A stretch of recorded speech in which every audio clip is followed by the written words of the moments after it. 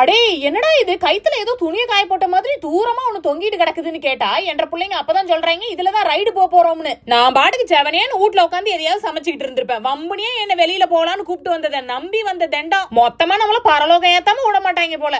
எப்படியோ வேண்டாத தெய்வத்தெல்லாம் வேண்டிக்கிட்டு நல்லபடியா மலை உச்சிக்கு போயாச்சு. சரி இப்படி பேர் படையெடுத்து போறாங்களே அப்படி என்னதான் இருக்குதுன்னு போய் பார்த்தா இந்த மலையில அங்கேயும் இங்கேயும் குளிய நோண்டி விட்டு தண்ணி நோப்பி கிடக்கிறது மட்டும் இல்லாம ஒத்த மரம் வேற பேசுறதுக்கு ஆள் இல்லாம அம்போன்னு நிக்குது. ஆனா இத பாக்குறதுக்கு எதுக்கு வரணும் கொஞ்ச நேரத்துல தப்பு கணக்கு போட்டுட்டேன். அப்புறம் தான் தெரியுது மேலேந்து பார்த்தா நம்ம ஊரே முழுக்க தெரியுதுன்னு. இங்க இருந்து இந்த அழகு பாக்குறதுக்கு நல்லதா இருக்குது. ஆனா திரும்ப கீழே இறங்கணும்ங்கறத நினைச்சாதான் அடி வைத்தலாம் கொஞ்சம் கலக்குது. தப்புச்சோம் பொழைச்சோம்னு தரையில காலு பட்டோன்னு தான் நிம்மதியே. என்ற விட்டு சின்ராசுங்களுக்கு மலையை மேல ஏறி பார்த்ததெல்லாம் பார்த்தாதான் கீழையும் சுத்தி பார்க்கணுமா, அதுக்கு ட்ரெயின் வேற. இதுல போறதுக்கு தான் நமக்கு பயம்லாம் இல்லையே, சும்மா ஜுஜுப்பி அப்படியே காத்து வாங்கிட்டு போக வேண்டியதான். பத்தாததுக்கு இடையில டைனோசர் ஷோங்கிற பேர்ல பொம்மையெல்லாம் வேற கார் ஓட்டிக்கிட்டு வருது. நின்னது பறந்ததுன்னு பூராத்துலயும் ஏறியாச்சு. ஏன் மிச்ச மீதி இருக்கிற கோல்ஃப மட்டும் விடணும். இதுல என்ன ஒரு பெரிய காமெடினா அந்த குச்சை எந்த பக்கத்து பிடிக்கணும்னே தெரியல. ஆனா குடும்பமா விளையாட கிளம்பியாச்சு. நமக்கு இதெல்லாம் சுட்டு போட்டா கூட வராது. இந்த பக்கத்துல நின்னு இந்த மாதிரி தட்டி விட்டா வேணா உழுவும். இருட்டுறதுக்குள்ள எப்படியாவது வீட்டுக்கு நடைய கட்டிடணும். இல்ல மேலையும் கீழையும் ரிப்பீட் மோட்லயே தொங்கிட்டு கிடக்க வேண்டியதான்.